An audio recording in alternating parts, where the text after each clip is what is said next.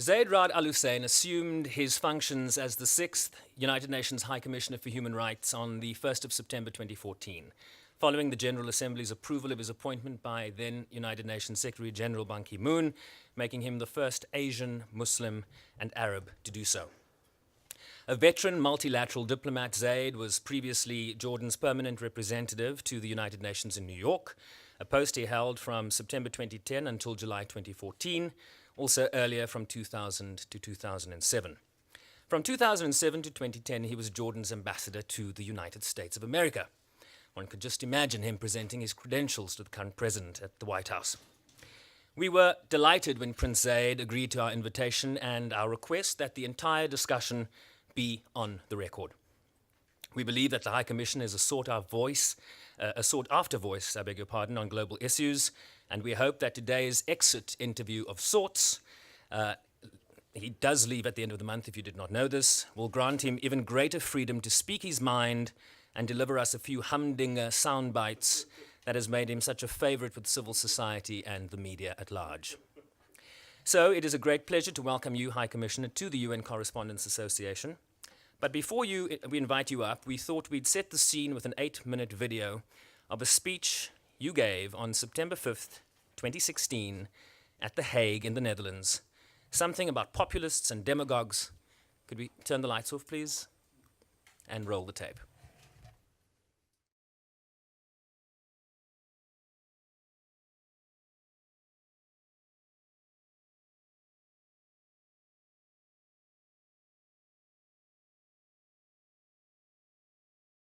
Dear friends, I wish to address this short statement to Mr. Geert Wilders.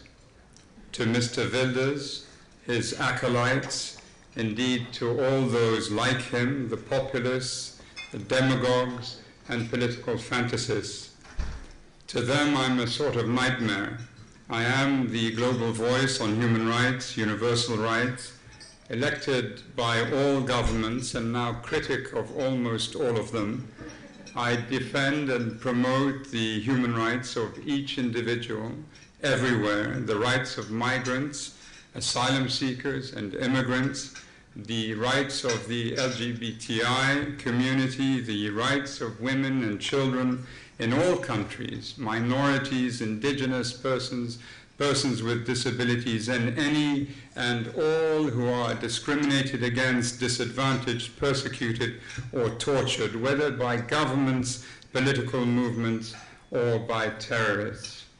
I am a Muslim who is, confusingly to racists, also white-skinned, whose mother is European and father Arab. And I am angry, too, because of Mr. Wilders' lies and half-truths, manipulations, and peddling of fear. You see, 20 years ago, I served in the UN peacekeeping force during the Balkan Wars. Wars so cruel, so devastating, which flowed from this same factory of deceit, bigotry, and ethnic nationalism. Geert Wilders released his grotesque 11-point manifesto only days ago, and a month ago he spoke along similar lines in Cleveland in the United States. I will not repeat what he has said, but there are many others who will, and his party is expected to do well in the elections in March. And yet, what Mr. Wilders shares in common with Mr. Trump, Mr. Orban, Mr. Zeman, Mr. Hofer, Mr. Fizzo, Madame Le Pen, Mr. Farage, he also shares with Daesh. All seek in varying degrees to recover a past, halcyon and so pure in form, where sunlit fields are settled by peoples united by ethnicity or religion, living peacefully in isolation, pilots of their fate, free of crime, foreign influence, and war. A past that most certainly, in reality, did not exist anywhere ever. Europe's past, as we all know, was for centuries anything but that. The proposition of recovering a supposedly perfect past is fiction. Its merchants are cheats, clever cheats, Populists use half-truths and oversimplification, the two scalpels of the arch-propagandist. And here, the internet and social media are a perfect rail for them by reducing thought into the smallest packages, sound bites, and tweets. Paint half a picture in the mind of an anxious individual, exposed as they may be to economic hardship and through the media to the horrors of terrorism. Prop this picture up by some half-truth here and there, and allow the natural prejudice of people to fill in the rest. Add drama, emphasizing it's all the fault of a clear-cut group, so the speakers lobbying this verbal artillery and their followers can now feel or can feel somehow blameless. The formula is therefore simple. Make people already nervous feel terrible. Then emphasize it's all because of a group lying within, foreign and menacing. Then make your target audience feel good by offering what is a fantasy to them, but a horrendous injustice to others. Inflame and quench, repeat many times over until anxiety has been hardened into hatred. Make no mistake, I do not equate the actions of nationalist demagogues with those of Daesh, which are monstrous, sickening, and Daesh must be brought to justice. But in its mode of communication, in its use of half-truths and oversimplification, the propaganda of Daesh uses similar tactics to those of the populists, and both sides of the equation benefit from each other, indeed would not expand in influence without each other's actions. The humiliating racial and religious prejudice fanned by the likes of Mr. Wilders has become in some countries municipal or even national policy. We hear of accelerating discrimination in workplaces. Children are being shamed and shunned for their ethnic and religious origins. Whatever their passports, they are told they're not really European, not really French or British or Hungarian. Entire communities are being smeared with suspicion of collusion with terrorists.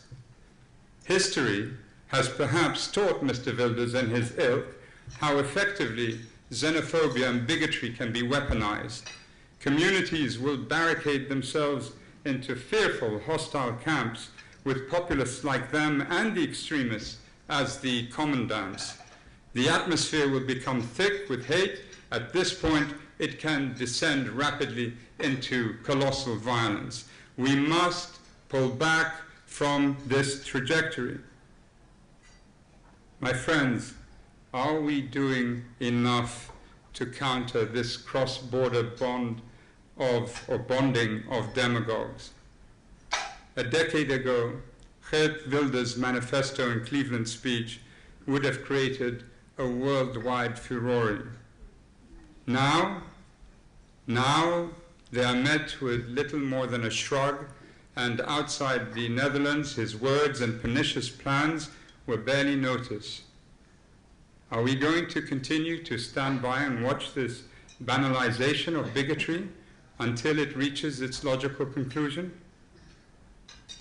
Ultimately, it is the law that will safeguard our societies, human rights law, binding law, which is the distillation of the human experience of generations of human suffering, the screams of the victims of past crimes and hate.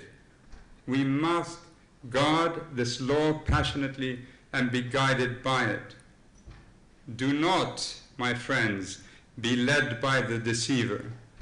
It is only by pursuing the entire truth and acting wisely that humanity can ever survive. So draw the line and speak. Speak out and up. Speak the truth, and do so compassionately. Speak for your children, for those you care about, for the rights of all, and be sure to say clearly, stop. We will not be bullied by you, the bully, nor fooled by you, the deceiver, not again, no more, because we, not you, will steer our collective fate, and we, not you, will write and sculpt this coming century. Draw the line, and I thank you for your attention. I think we can give a more hearty round of applause now. So won't you take one of those microphones? There's a bottle of water there for you. Let me just explain what's going to happen. We haven't done this before. We're going to have a conversation with the High Commissioner, so I will be asking him some questions first, and then we will open it up for questions. And so I'm going to try and focus more on kind of the broad themes of the job, and then I'm sure the journalists in this room will have country-specific questions. So just to recap on that video, High Commissioner, are we doing enough to counter the cross-border bonding of demagogues? Draw the line and speak the truth. We must pull back from this trajectory. So it begs the question, has this outspoken UN official, the posture that he has enveloped in his engagements, how has this posture served you over the last 4 years? First of all, can I begin?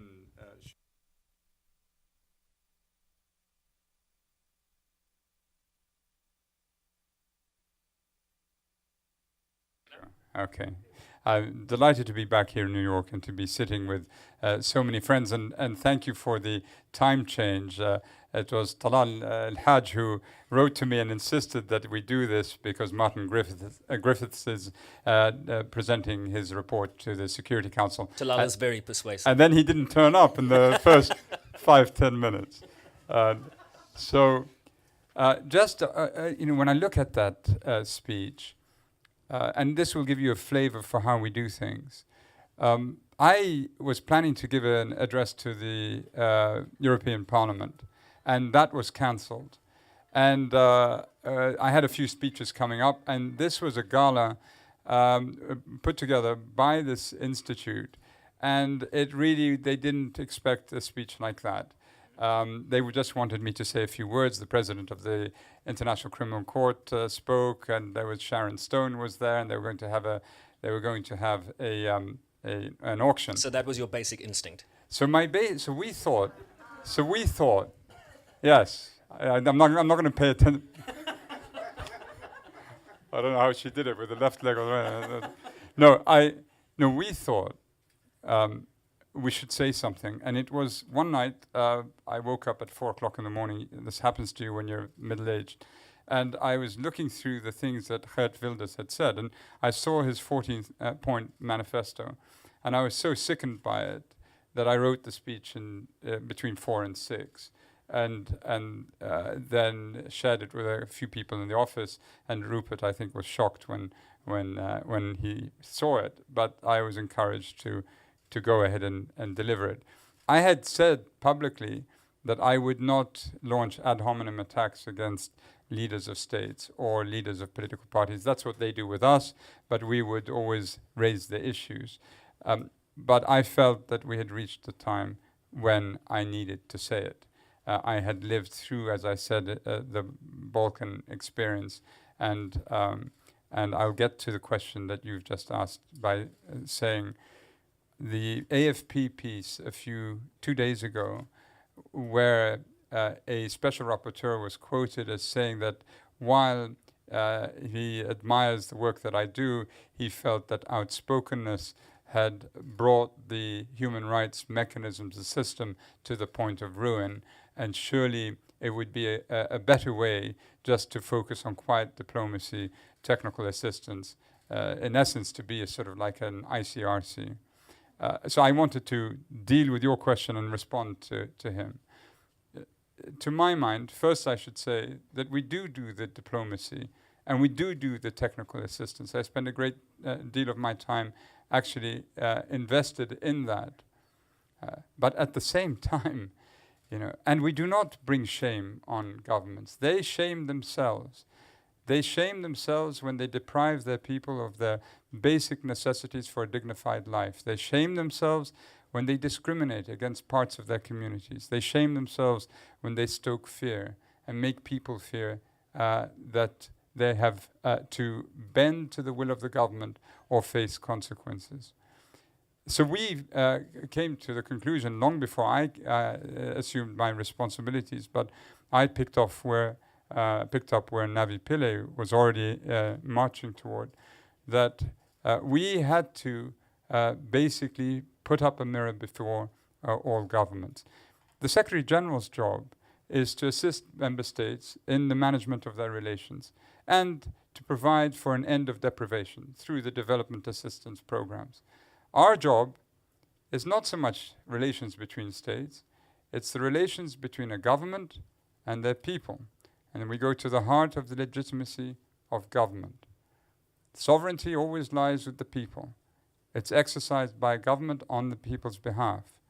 If an election has been stolen, rigged by a corrupt government, and then they claim that I can't say anything because I violate their sovereignty, whose sovereignty? The sovereignty is with the people.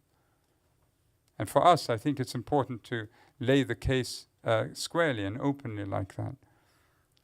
Finally, before yielding to you again, Sherwin, going back to my experiences in the former Yugoslavia, and they were a traumatic experience for me and everyone who I was serving with.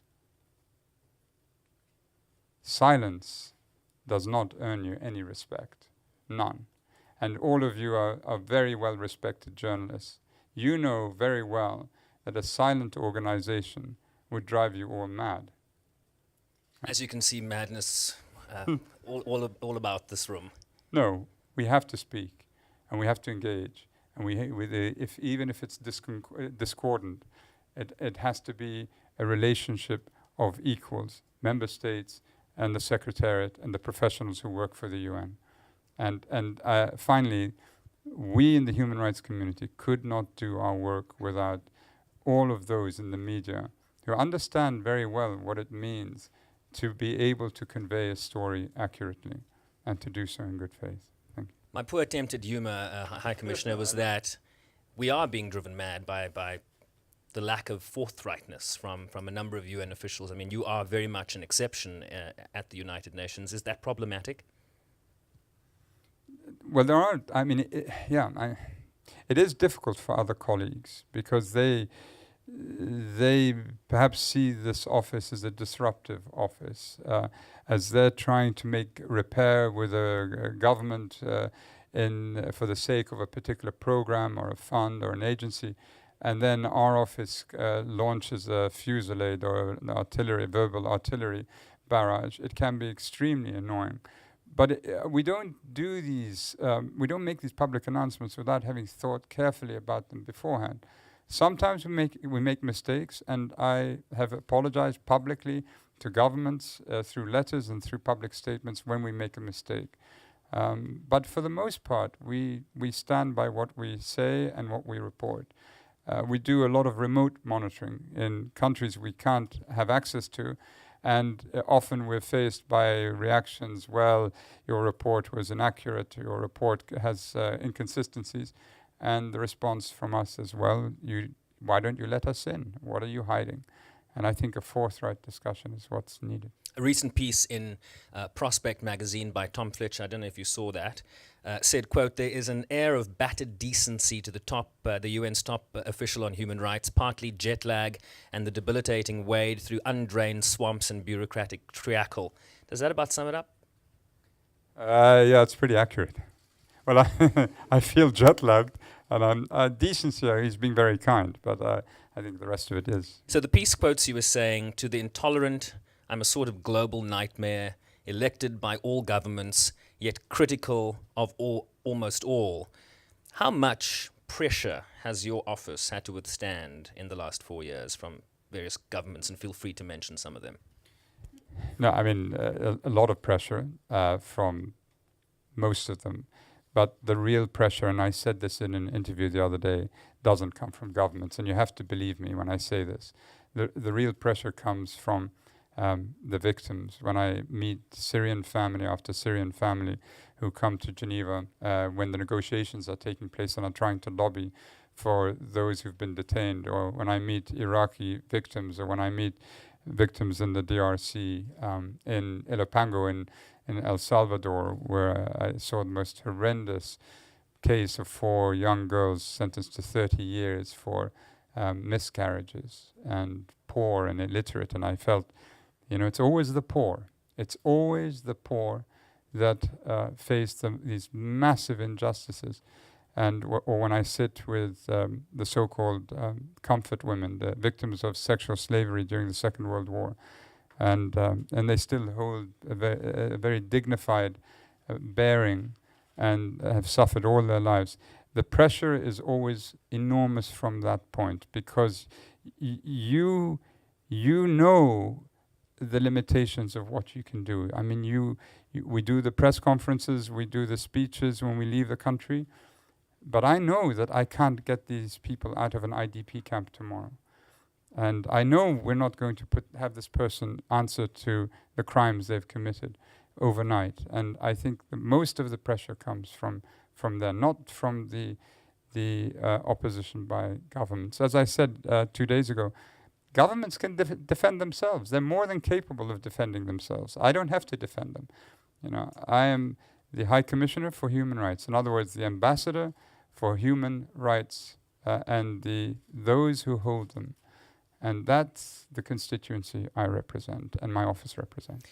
Your opening remarks at the 38th session of the Human Rights Council, I think that was in June, reflect your deep concerns about the erosion of human rights around the world, addressing this notion that universal human rights is somewhat of a Western construct that has been imposed on the rest of the world.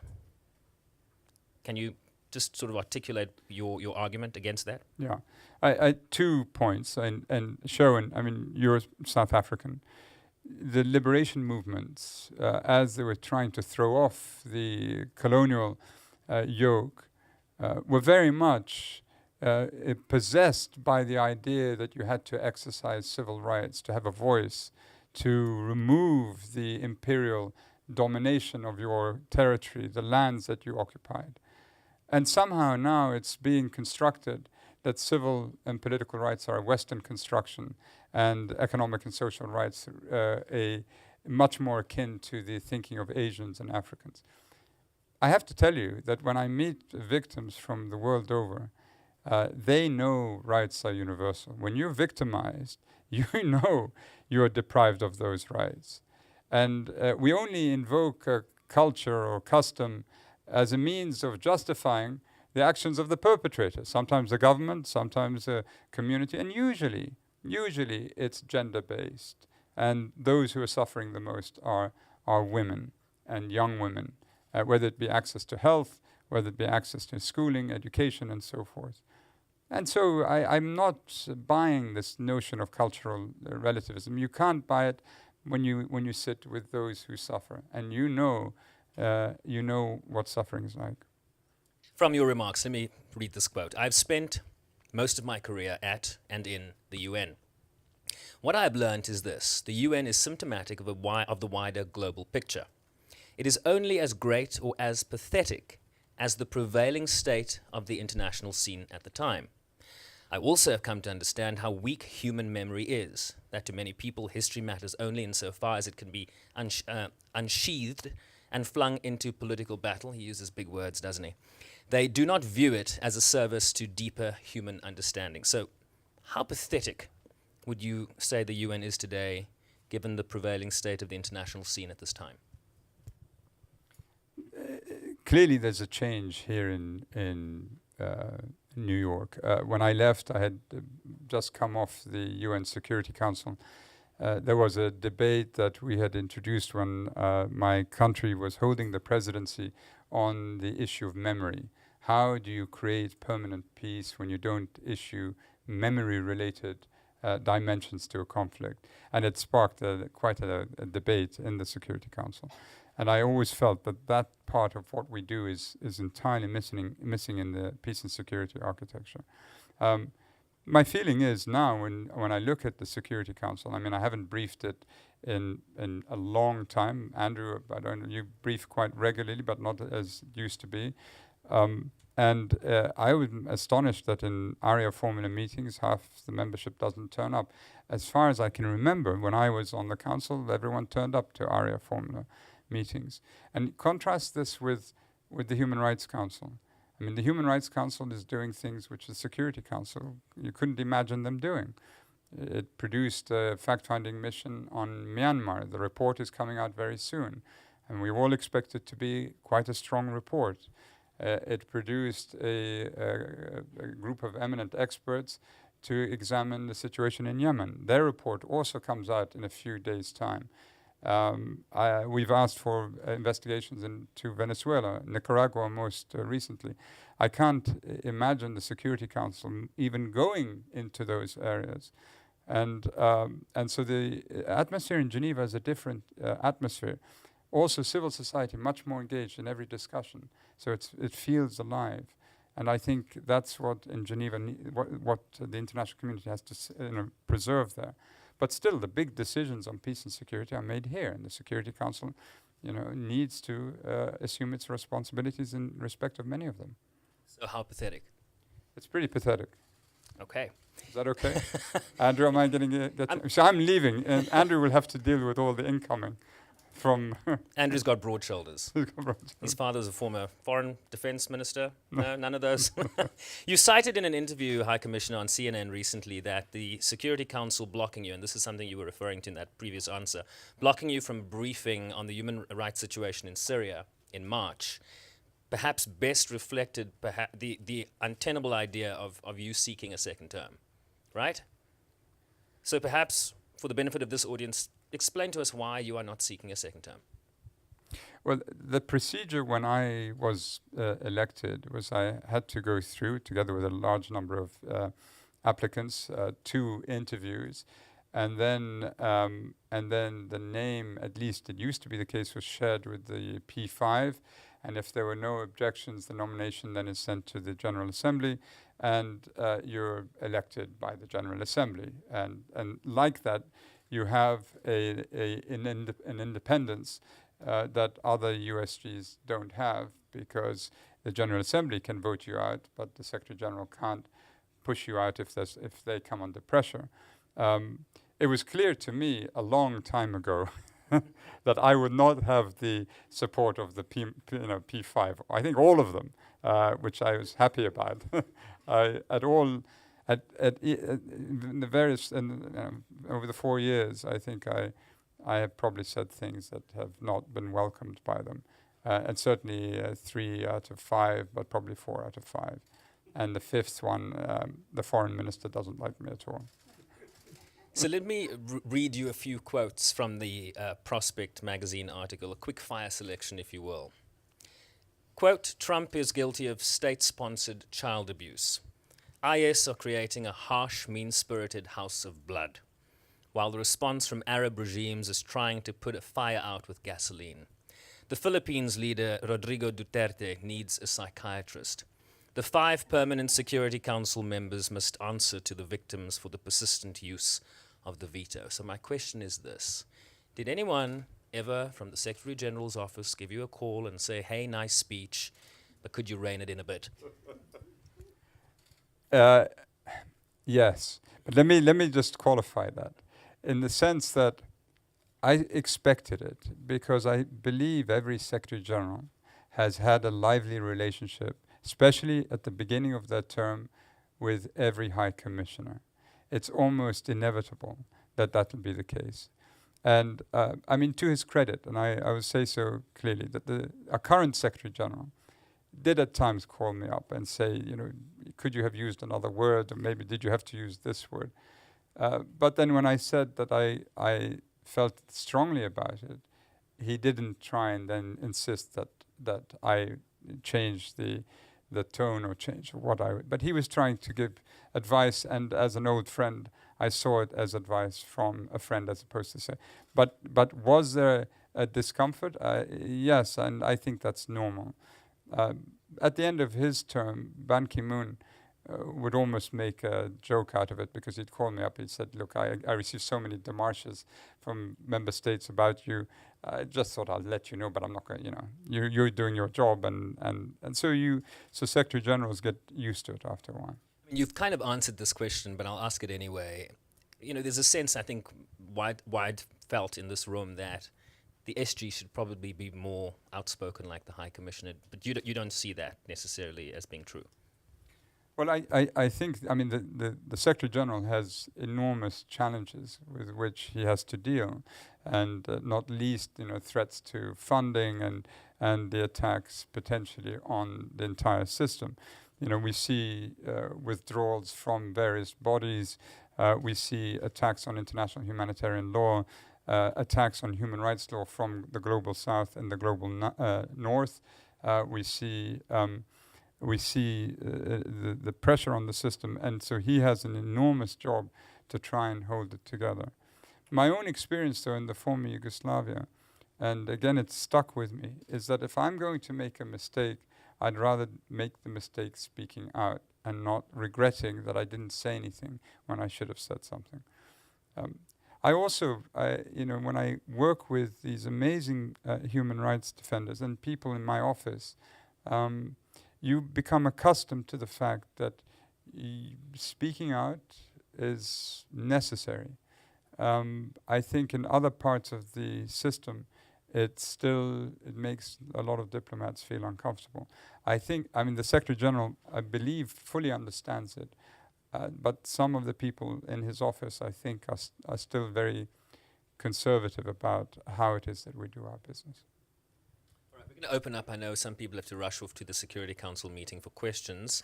Let me just ask you this final one before we do that. If, like US presidents leaving office, you wrote a letter to your successor and left it in the drawer of your desk, what would that letter say? It's the same advice that Navi Pillay gave to me. I got two pieces of advice.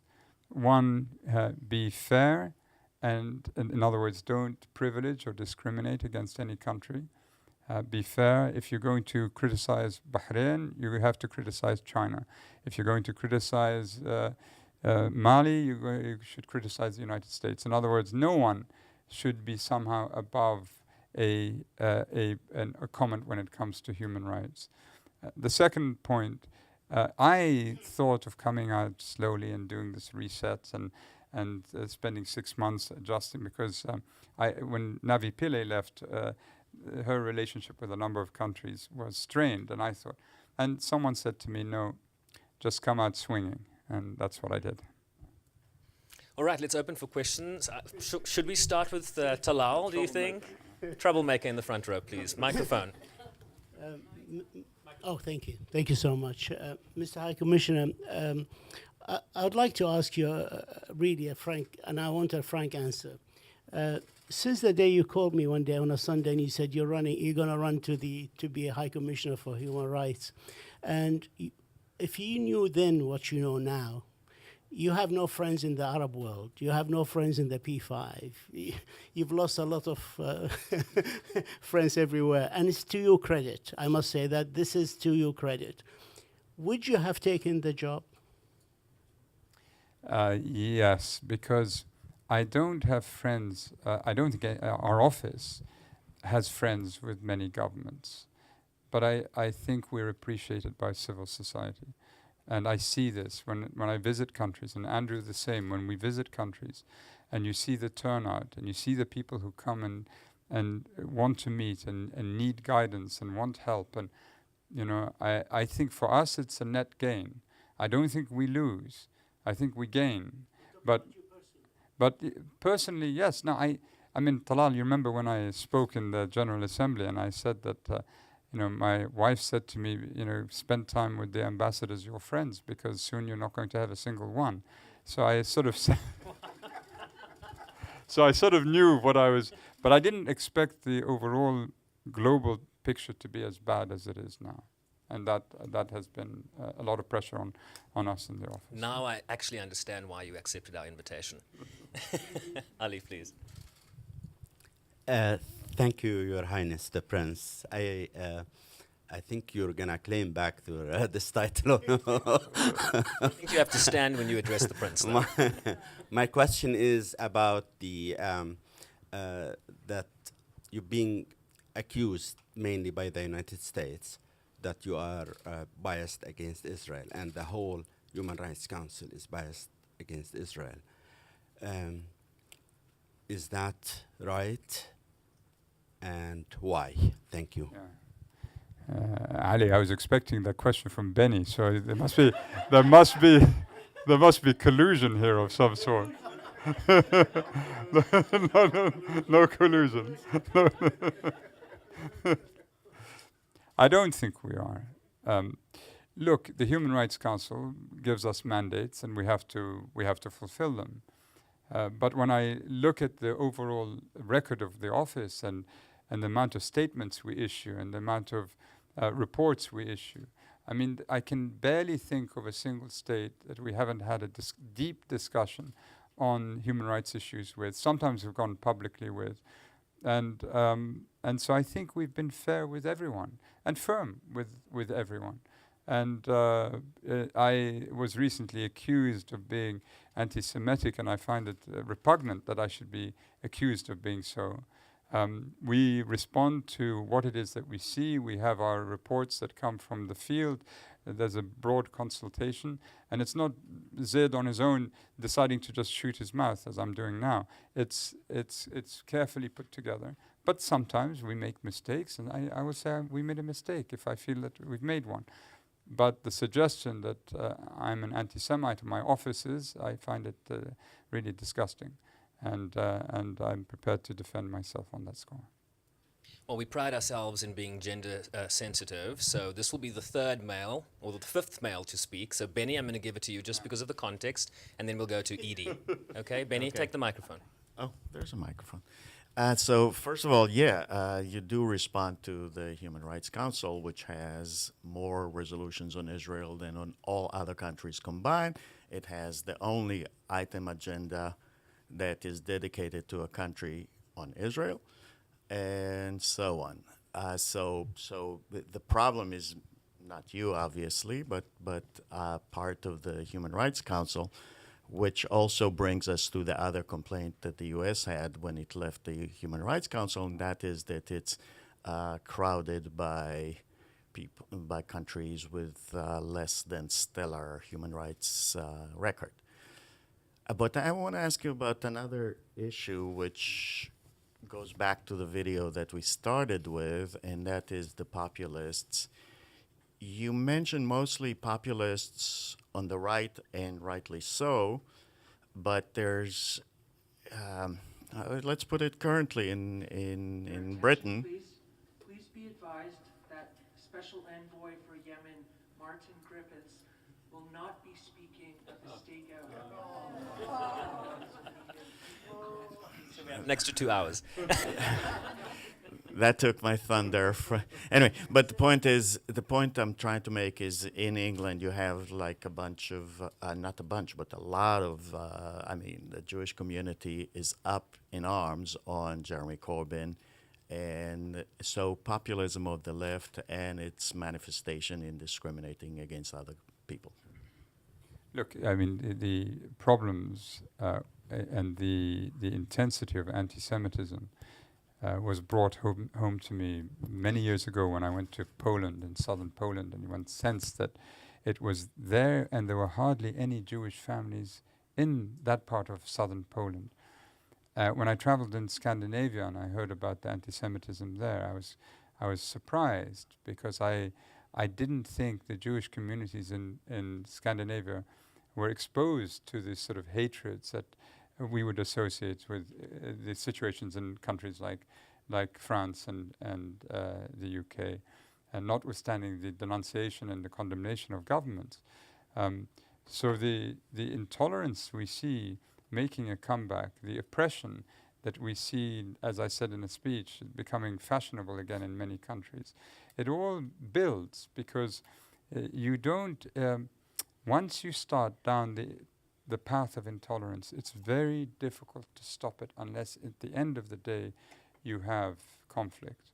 And I was trying to think of chauvinistic nationalisms, which after a sort of acceleration could then be stopped, and then without conflict it could be dismantled. It's not easy to do. So once you pick, and of course anti-Semitism, and I spent a lot of time looking at the role of Karl Lueger, the former mayor of Vienna, and the way he had weaponized it. And we're very fearful. And so this is something that we must tackle greatly.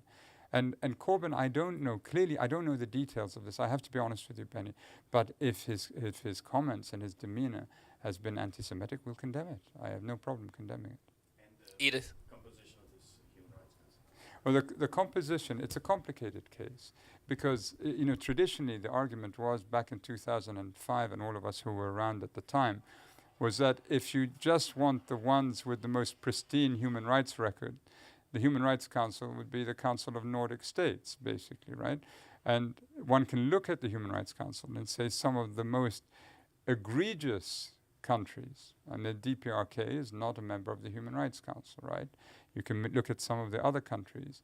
There is a large segment of countries in between where you've seen progress on, right to education, women's rights, child rights, but we haven't seen much progress on the rights of immigrant communities, minority rights, racial discrimination, and most countries fall in between. Some progress and violations, and then where do you draw the line about who should be on and off? I mean, it's not defending the fact, because I think it affects the credibility of the council when you have those that are deemed to be tragically so, because the people suffer, deemed to be gross or serial violators on the Human Rights Council. I think it does affect its credibility. I see a lot of hands. Let me just put you at ease. We have another over 45 minutes with the High Commissioner. We'll try and get to everybody. So everybody just calm down. I am coming to you. Edie. Thank you very much, and it's always great to have you back here.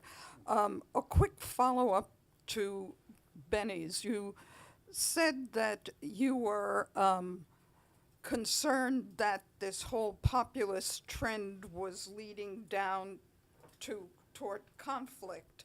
How worried are you that in the coming years we're going to see a lot of conflict spawned by this? And my question really was, you talked about some of the accomplishments that we've seen, the reports on Syria, what you're doing on Myanmar, on Yemen. What else would you see as major accomplishments, and also the unfinished business that you're going to be passing on to your successor? Well, the question, when I sit and talk to Hungarians or Poles or Austrians, I mean, the question I have is, where does the Law and Justice Party in Poland want to see Poland in 2013? Where does Fidesz want to see Hungary in 2030? Where does the FPÖ in Austria want to see Austria? Or you can say the same about the Five Star Movement and what is Salvini's vision for Italy? I mean, if the trend is going to be one of increasing authoritarianism, then capriciousness comes into decision making. And we've seen the script or a variation of the script before. And if the international system designed, because one shouldn't forget, the UN is the antonym to chauvinistic nationalism, right? The idea you could be a firster, America first, right? This was tried. And the trouble is, you all pursue your individual agendas, the agendas collide, and eventually we have what we've already seen in the 20th century. The UN, the ethos, was common exertion, common effort to solve common problems. The idea that we actually try and solve problems together, not at the expense of one another. And doesn't mean to say that those who drew up the charter at Bretton Woods, San Francisco, no, before that they were, wide-eyed idealists. I mean, they knew what they were doing, and some of them were very realist. It's the same with the Universal Declaration of Human Rights. I mean, we celebrate the Universal Declaration, its 70th anniversary this year. René Cassin of France, who was the author who put the articles together, was wounded in October of 1914, 3 wounds which he carried for the rest of his life. And he had to use a cane. And so these were people who lived through this.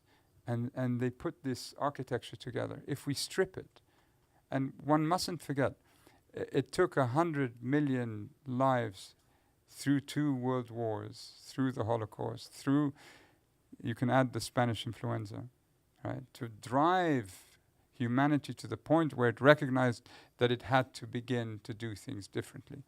And if we strip all of this, and I'm told Roger Cohen of the New York Times made a very good argument not to use the word populist, but to use the word demagogue. So if we allow them this space, I think we're in very perilous waters indeed.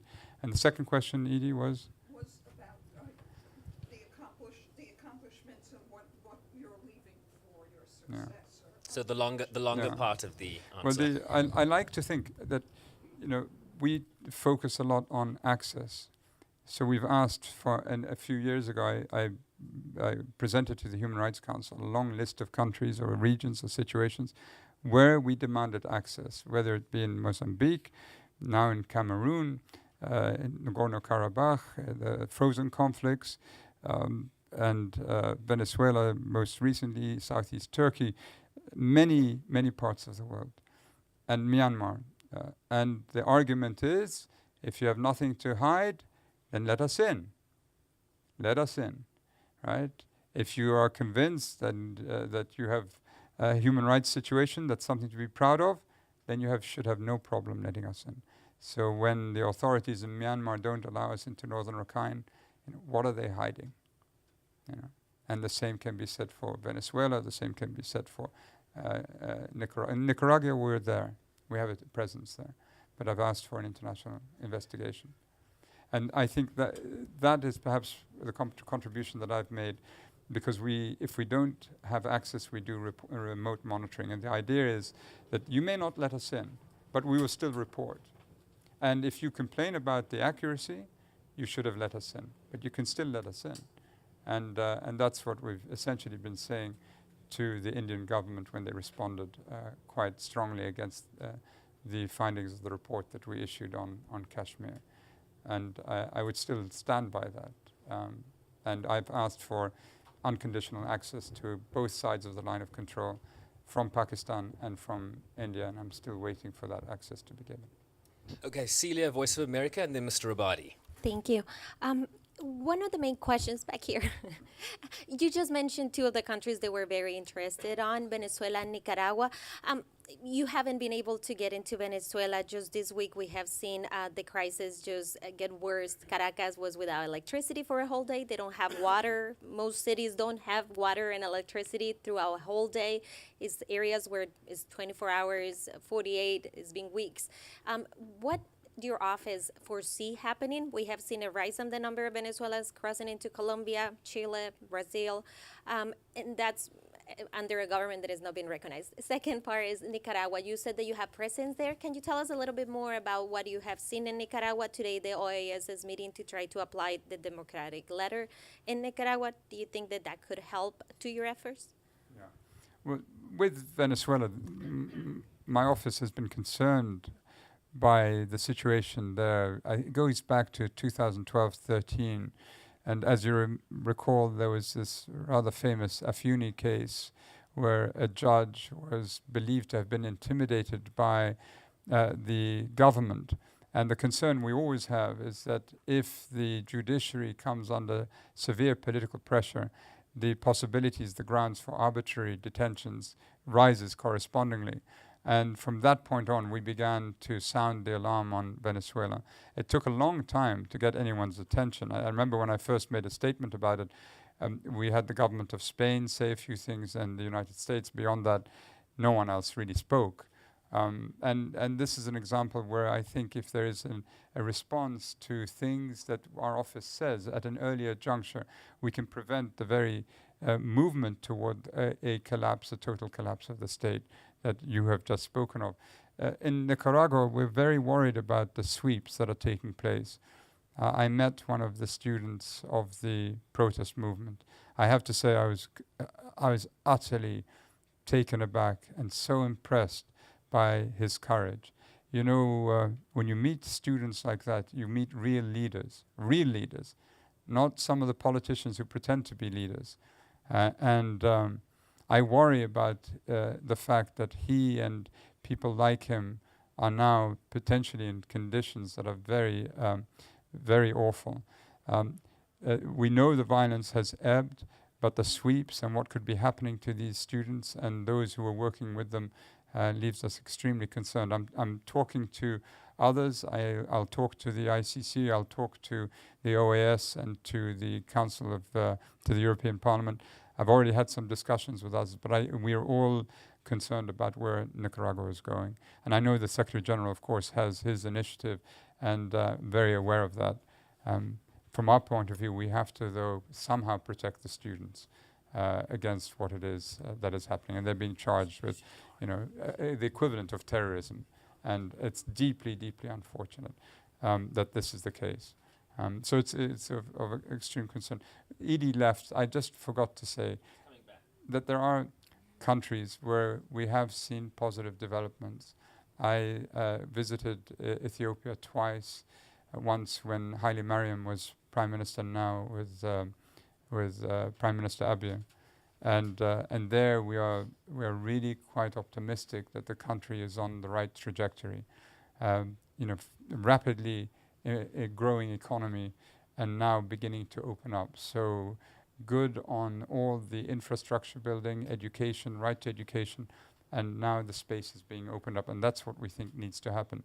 Similarly, on Uzbekistan, I visited last year, and I had a long meeting with President Mirziyoyev, and I've been impressed by the opening up of space in that country. So there's some good stories out there as well. Sorry, I'm addressing it to you, Cecilia. But thank you, Mr. President, for organizing with your team this important meeting. Thank you, High Commissioner, for this briefing. You were very frank, and you have always been, and I'm going to try to do the same. You said that, in a way, the solution to human rights problems is speaking up. Now, we have a history of personalities speaking up in this organization dated back many years ago. Boutros Ali was not re-elected for his political views. Mary Robinson resigned. Now you are resigned. Richard Falk resigned. There is a conundrum here. The Charter limits interference in the domestic issues of essentially domestic character. Have you and the personalities I mentioned underestimated the fact that this is still an intergovernmental organization and not a supranational government organization? It's an excellent question. This idea that by criticizing government performance, you're intervening in what is essentially the domestic affairs of the state, was taken up by the General Assembly many times when apartheid South Africa used that same argument against the comments of its own conduct on the part of the African membership in the General Assembly. And the General Assembly rejected this argument time and again.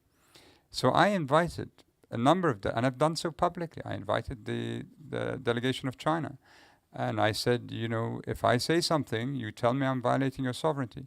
Show me the legal reasoning how I'm violating your sovereignty.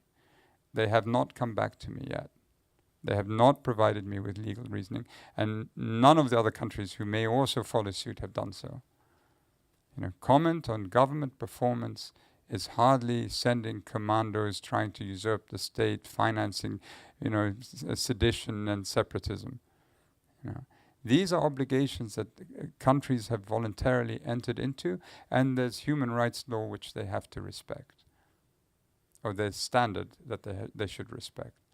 So the question is a deeper one. What should be the relationship between the states, after all, this is an organization of member states, with the Secretariat, which Hammarskjöld fought very hard in terms of maintaining its independence. And my argument is that we, on our side, should not be trampled on. We should be engaging. We make our comments. We invite them to come and respond on the comments that we make. You know, hurling abuse back, of course, then doesn't. I mean, it sort of basically clouds the picture. And we invite them to come and sit with us and discuss the issues that we're trying to raise. And I think that's the right way. Masood. Yeah, Masood first, and okay, you guys decide. Thank you.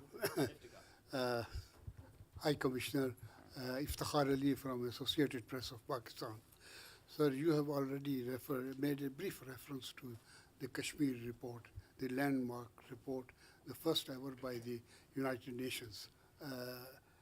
My question is about a well-researched New York Times report today. In fact, it is a featurized article which highlights the grave human rights violations in Indian occupied Kashmir.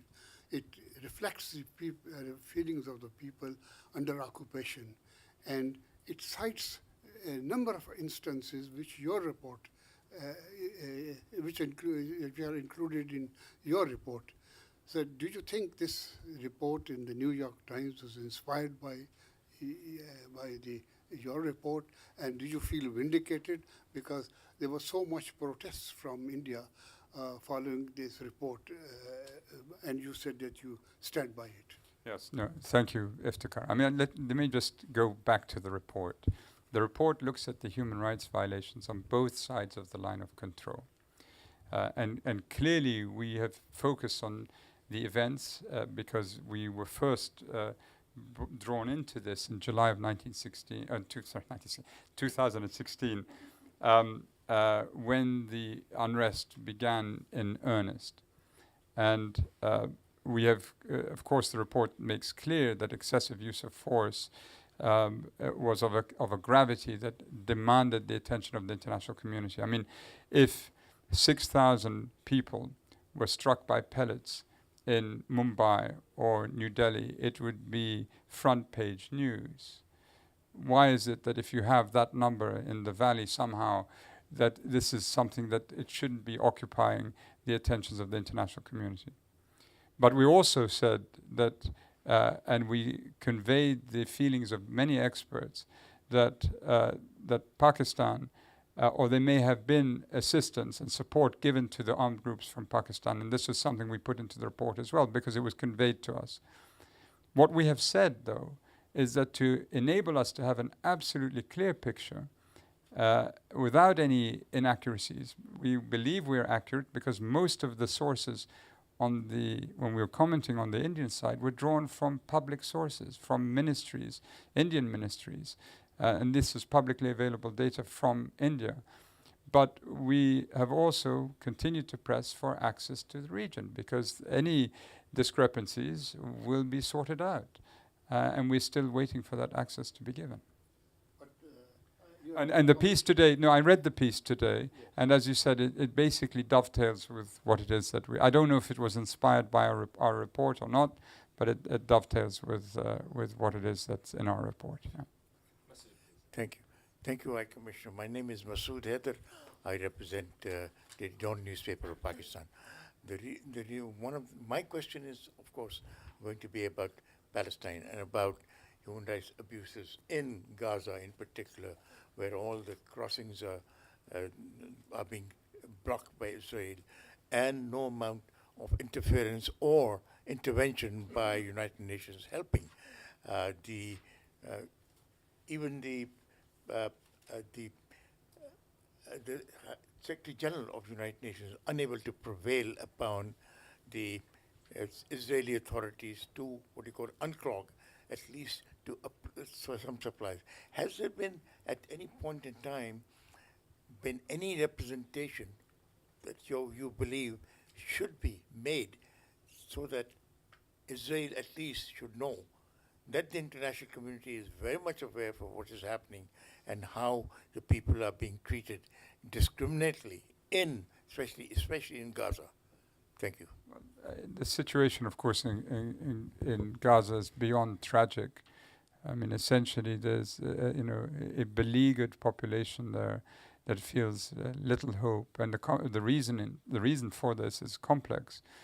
We've recently, of course, in the context of the Human Rights Council, a mandate was issued for the creation of a commission of inquiry, and the president of the Human Rights Council has announced the composition of the commissioners to look at the most serious violations allegedly, because they have to be examined in detail that have occurred in the last few months.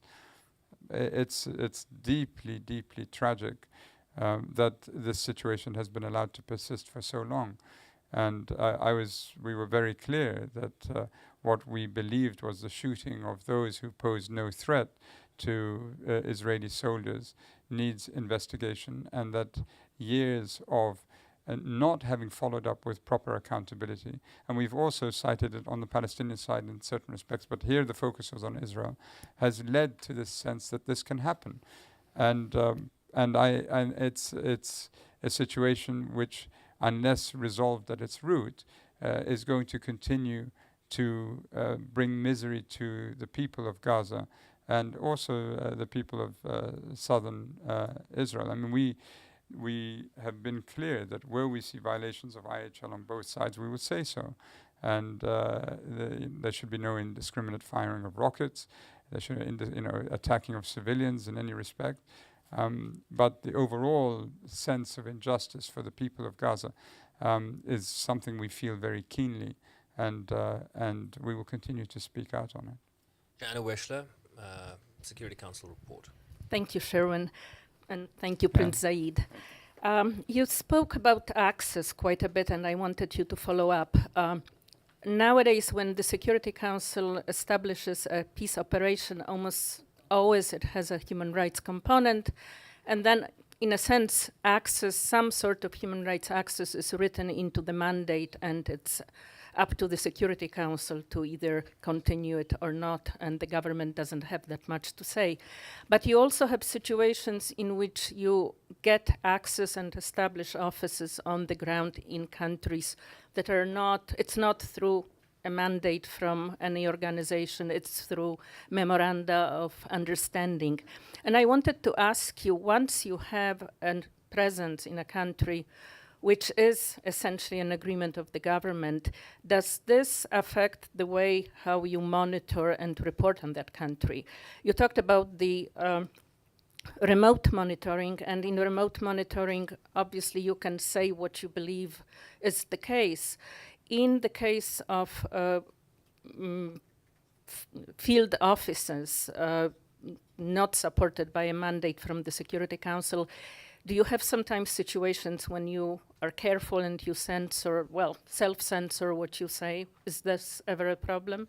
Well, look, Joanna, in certain situations, if we see deterioration, we largely will be guided by our people in the field. So a few years ago, when the situation became very bad very quickly in Burundi, and I spoke to the head of our field presence, and I said, you are now the High Commissioner. You will tell us what you want. If you want a statement, I'll make a statement. If you want, a report, I'll do what you think we need to do. And I think that's the right approach. And I don't know if Andrew would agree. It's the people on the ground can exercise that judgment. Sometimes they'll say, look, High Commissioner, we prefer that whatever you say comes from Geneva, and we don't want to say anything here for the time being. And so we try and analyze this and come out with the statement that we think works best. I'll give you another example. There was a country with whom we had a very tough time. We came up with a report, and the minister, Vice Minister of Foreign Affairs, came to see me in Geneva, as if to say that our office in that country was misbehaving. And I said to the minister exactly what the office had said to the minister in country, and we stuck by it, and we issued a report and a press statement. So we're guided by this. One of the points that I've come to understand, and my experience here in the UN, is that there is this basic supposition, and maybe in the international media it's a similar thing, that if you are critical, you lose all access. So you try and modulate your critic. But in reality, it's much more interesting. It's much more complex than that. And I thought that as our office in Geneva became, the list of countries we would name in every Human Rights Council session kept growing. Eventually, it'll only be a minority who we don't mention. And still every year we had more ministers, more prime ministers, more presidents come to the Human Rights Council openings. And the idea I would have thought it would have been the opposite. But again, because you're going into that space between a government and its people. And as Louise Arbour said a long time ago, if you're in that space, they pay attention to you. But it's how you modulate it, I think, so that you retain credibility that's important. So we have about 23 more minutes. Stefano? Yes, Stefano Vaccara, La Voce di New York e Radio Radicale in Rome. High Commissioner, on the November 14th, you said, the suffering of migrants detained in Libya is an outrage to the conscience of humanity. I think that was due. It was November. That was going on for some time. You did your job. Now, you did your job. Maybe it was late because actually in Italy for example, Italy that was involved in this, things even got worse. We have a government now that, at least before, the government before was doing this kind of in a hiding tone. Now the new government is actually proud of pushing back the migrants.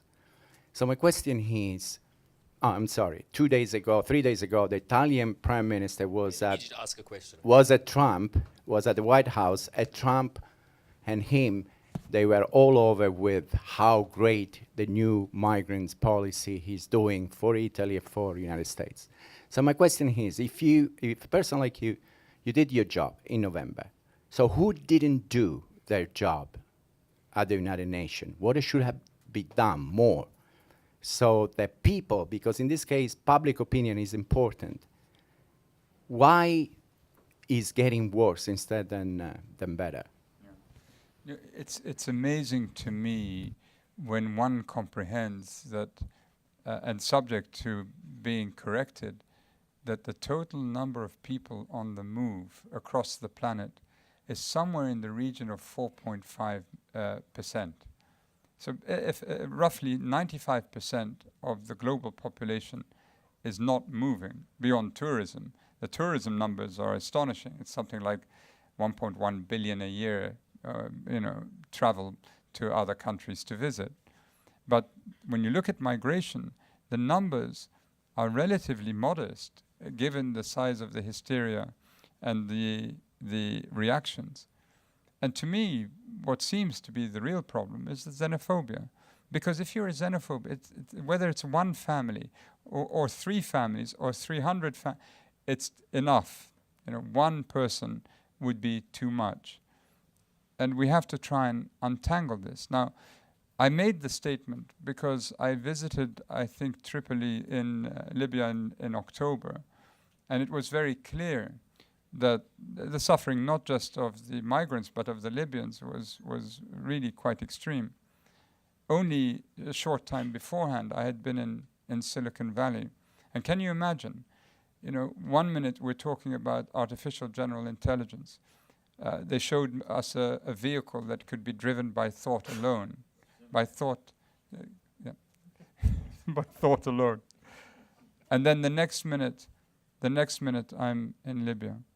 And it came across my mind that if I was with my father in Silicon Valley, he could scarcely believe that we are where we are now with artificial intelligence. But if I had taken one of my ancestors to Libya, it would have been recognizable. A lawlessness with the government struggling to hold it together, but armed groups everywhere, weapons everywhere, kidnapping, shooting, mistreatment of migrants in the most extreme form. And we in the human rights community have to bridge the two. That one world on one side and this. I cannot account for why others in the UN don't speak.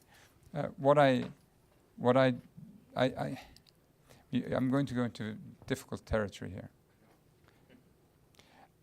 I don't think, I mean, without naming any names, but there was one meeting I was with colleagues, and they said to me, High Commissioner, you have to believe we all want to speak, but we can't. And I said, look, I don't really believe it, because speaking out is difficult, and it's not easy. If it was easy, a lot more people would be doing it. It is difficult. So I don't believe that everyone wants to speak out, and many pull themselves. So I take pride in the fact that I am with 1,200 lawyers in this extraordinary office, working with Andrew and Kate Gilmore and the senior officials, that we have this space. And I feel that by the time I end at the end of this month, that I have no regrets, that I've said what I said. I made mistakes, and I said when I made mistakes, I said I made mistakes. And we should be careful not to be sanctimonious. But I think I've tried my best, and I hope that others will see that at certain times the UN needs to speak. And again, silence does not buy you respect. Okay. So let me just settle some of the anxiety I see in the room. This is the order that we're going to go now. Melissa, Shauna, Sato, Linda, Richard, James, and Frank. And so, that's Melissa. Thank you, Sherwin. Prince Zeid, Melissa Kent, Canadian Broadcasting Corporation. Selfishly, I wanted to ask you about reporters and the rise in jailed journalists and fake news, but I've narrowed it down. These are the questions.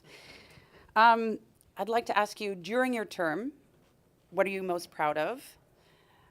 Where do you think you could have done better? Who do you think should replace you? Oh my God. And has anyone reached out to you for advice on the job? More proud of. Again, you have to repeat them again. Who should replace you? I'll make notes. All right, okay. What are you most proud of Who during should your replace term? you?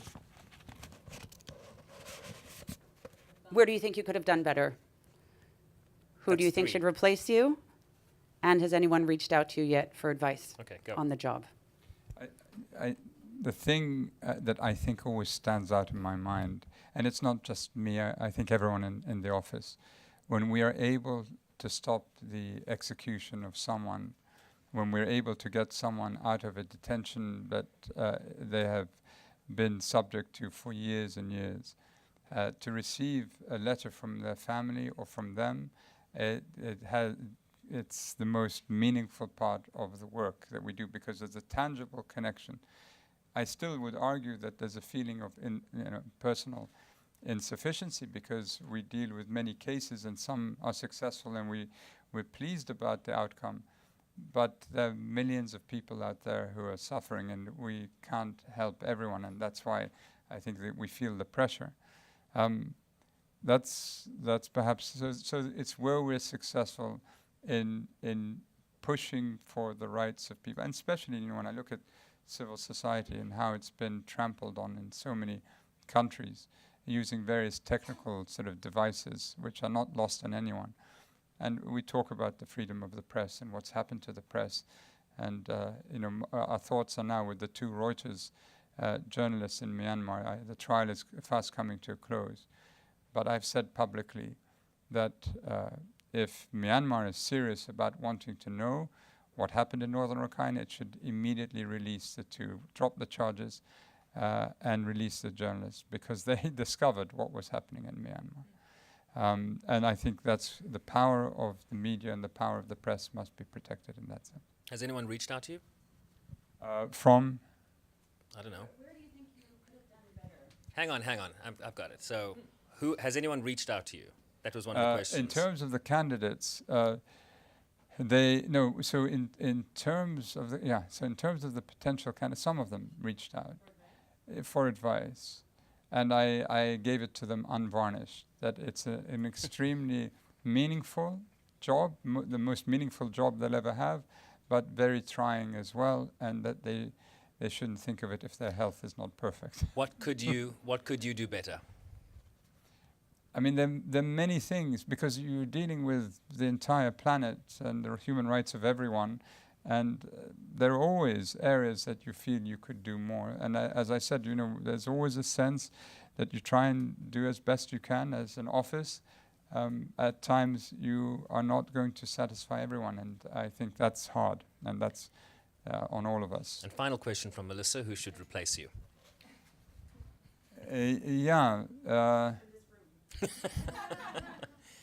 I really don't think that there's that much room for maneuver, because there's so much work the office does when they bring a particular situation to you to mull over.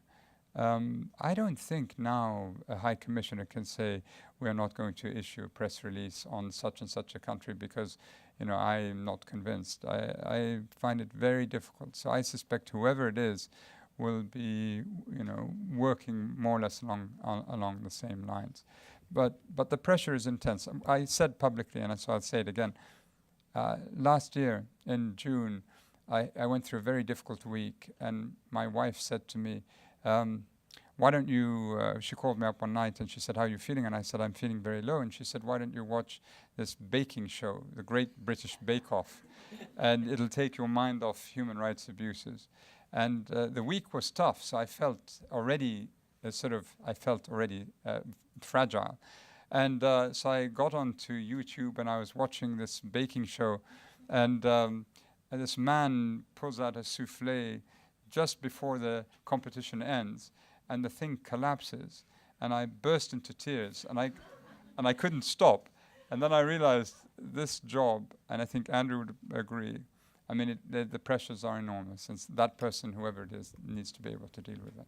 So I think the answer is Julia Child. Yeah, but I don't know who's really in the running beyond the 2 or 3 who spoke to me. So I hear that there are 10 people who have submitted to candidates. I don't know. I really am not privy to the exercise of selection, so I don't know. Shauna, I'm guessing this is about the DPRK. Yes, how did you know? Shauna McGee from Kyoto News. Oops. Let's keep our questions Hello? as short as possible so we can Yeah, hi. Okay, I'll be quick. With all the discussions going on about denuclearization of North Korea, how concerned are you that human rights are being swept under the rug, and are they being swept under the rug more than in the past? As we know, the special rapporteur hasn't been allowed into North Korea. There's abductees, there's people in prison camps, and the list goes on. Secondly, I'd like to ask you to elaborate a little bit more on comfort women. You discussed having conversations with them.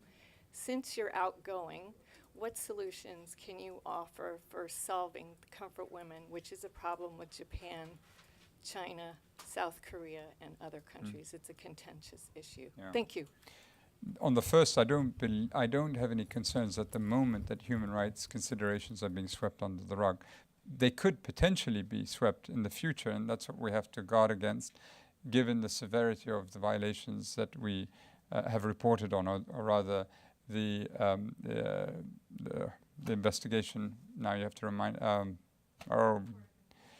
The Commission of Inquiry led by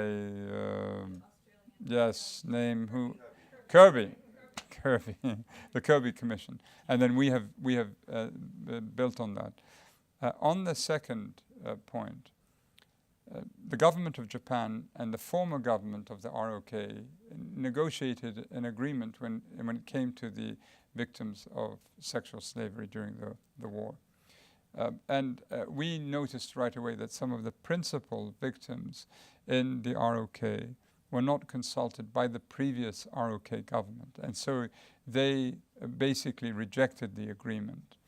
And since then, the new government has said that it will not recognize the terms of that agreement. And I believe that at the moment things are at a standstill.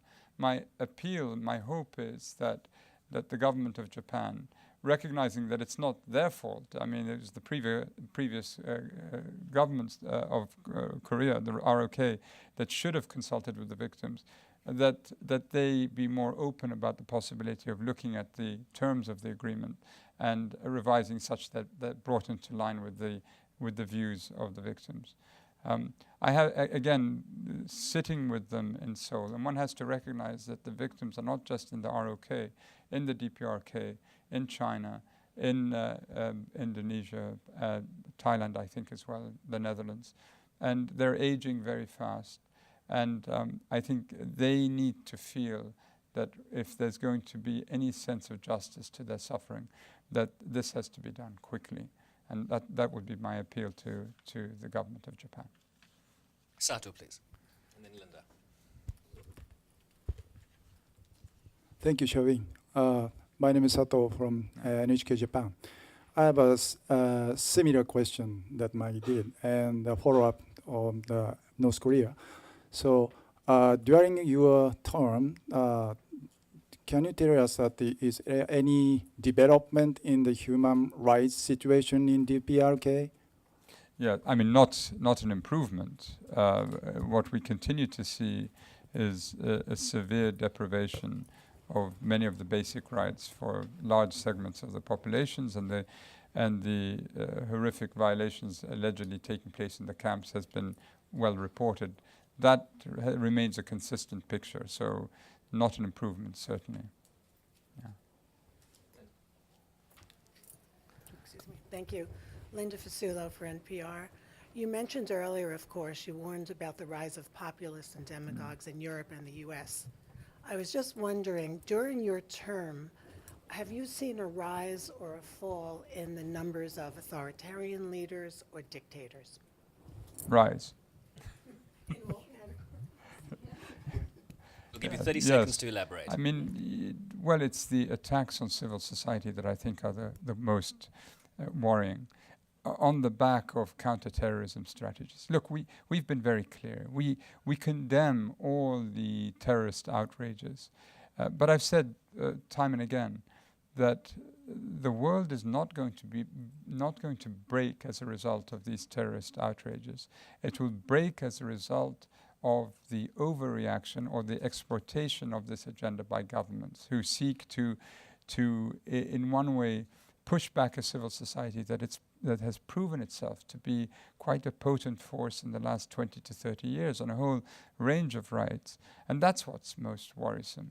I mean, there was a UNDP study that came out regarding the situation in Mali. And when it looked at what were the causes for recruitment by the armed groups in northern Mali, 70% of those who spoke said that the major cause was excessive use of force by the security forces. 70%. So if employed wrongly, it actually becomes a source of recruitment. And what we say is that if you pursue counterterrorism strategies, you have to be sure, as Nietzsche said, when fighting the monster, be careful, take care not to become one yourself. And I think that's the message that we try and pursue. Think of the human rights of the people that you're working with. And in the end, you have to hold yourself to a higher standard. Richard Roth, CNN. Richard. Thank you, Masood. I'll keep it brief. I'm sorry I don't have. Well, I'm sorry I don't have 6 questions, but nice to see you again. You talked about the need to speak out, but I'm not sure I've even heard you say his name, the U.S. president. Now that you're departing, and this is going to be the moment people will look back on, we don't know what the future is. Has Donald Trump, the U.S. president, respected human rights? What is the message he has sent and the impact on your work? And then privately, between us, Nikki Haley, a supporter or someone? In this intimate setting yeah. with all the cameras. What's the story with her and human rights and you? All right, Richard. I think you were the first one who ever interviewed me when I first arrived 20 years ago. So it's appropriate that you ask this question. I was looking for a chef. All right. Early on in the campaign, I began to speak out on what it was that I was hearing from the then candidate, Donald Trump. And I was, at the time, interviewed by a number of different media outlets, and they were saying, is this not interference in the electoral cycle of a member state, that you should be opining about this?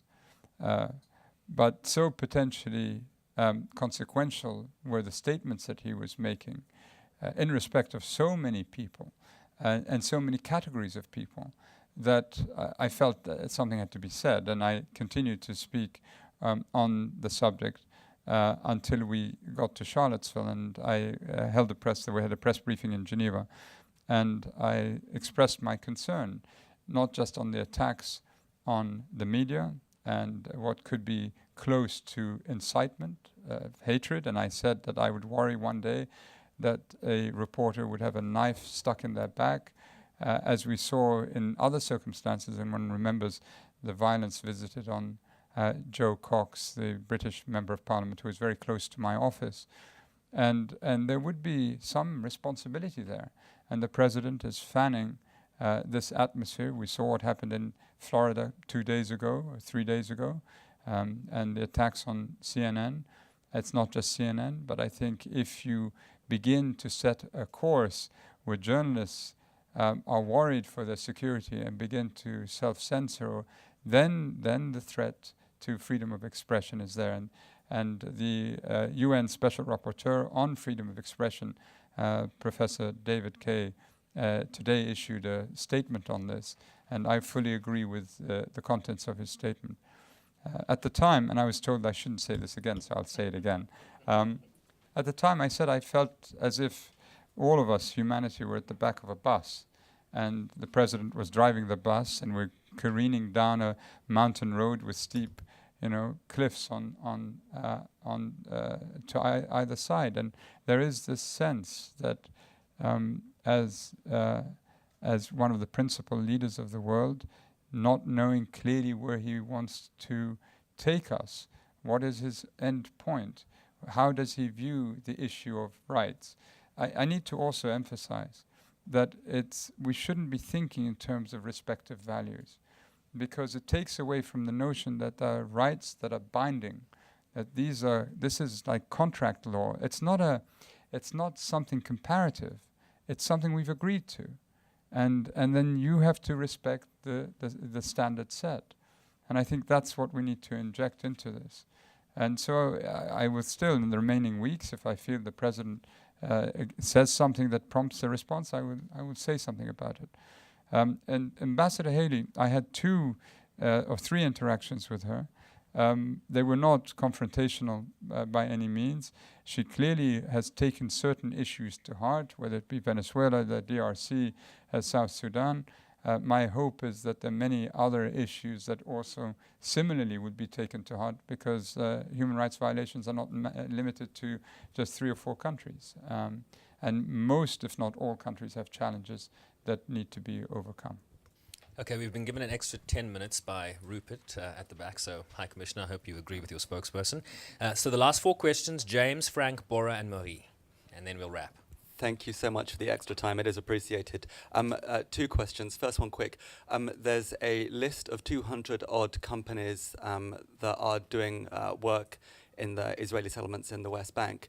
Will you release that list before you step down? And second question, while your comments have clearly irked members of the P5 and other powerful countries, and that's been very well documented, a little bit more opaque is your relationship with your home country, Jordan. Is it fair to say that because of your statements on Saudi Arabia and its war in Yemen, that you're seen in the region as having betrayed them, and that they've put enormous pressure on Amman, on members of your family, on members of the government there, and that has, if you look at your trajectory of your career, perhaps after this job you could have been in line for something like Jordan Foreign Minister, or even a bigger, more serious post in the United Nations system, and that perhaps your chances there have been scuppered. The first question was? The database. The work on the database is guided by the methodology that we laid out in our report to the Human Rights Council in paragraph 26. And if you look at that paragraph, basically it tells you where we're headed with this. And it's fairly clear. Once we fulfill the criteria set out in the paragraph, then we expect to release the names. So it's not something that is fixed in time. I can't tell you when, but the process is on moving in keeping with the methodology. The second question, I mean, yes, Jordan is a country I was born in, I grew up in, I served and I love, but when it came to this job, it was just like any other country to me, and I wasn't going to grant it any special favor. When the government of the Republic of South Africa welcomed Omar Hassan al-Bashir, and South Africa has responsibilities under the Rome Statute, and Bashir left hurriedly out of the country, I spoke about it. And similarly, when Bashir was welcomed in Jordan as he attended the Arab Summit last year, I wasn't going to give Jordan a pass simply because I'm Jordanian. Whatever I said about South Africa, I'd say about Jordan too. I don't know why it is. I mean, it's speculation to say, quite possibly it may be that I have been critical of Jordan's friends and Jordan itself, that it's quite a frosty relationship. But there could be other factors in that as well. But on the other hand, whatever my personal sacrifice, and it's minimal, it can't compare to the enormous sacrifices that human rights defenders, journalists, lawyers, activists around the world who give everything up. I have a cool relationship with the government of my own country. Others have lost everything, but they've stood up for principle and rights, and that's something I deeply admire. So my own sacrifice is something I can cope with. Okay, I'm sorry, but this will be the last question. Our time's been cut short. Frank, go ahead. I wanted to ask you, recently the Senate in Ireland had passed a motion to ban products from any companies doing business in the Israeli settlements. Do you think that's a good way of dealing with possible human rights violations? Do you think that kind of unilateral movement by any particular government would be the proper way to address that? Well, you raise an issue that I think has many dimensions to it. And there is a special rapporteur who argues that coercive measures taken unilaterally should not be considered. I think in certain respects or certain aspects or certain circumstances it could be. And it's all very much dependent on the specificities of the case that you're looking at.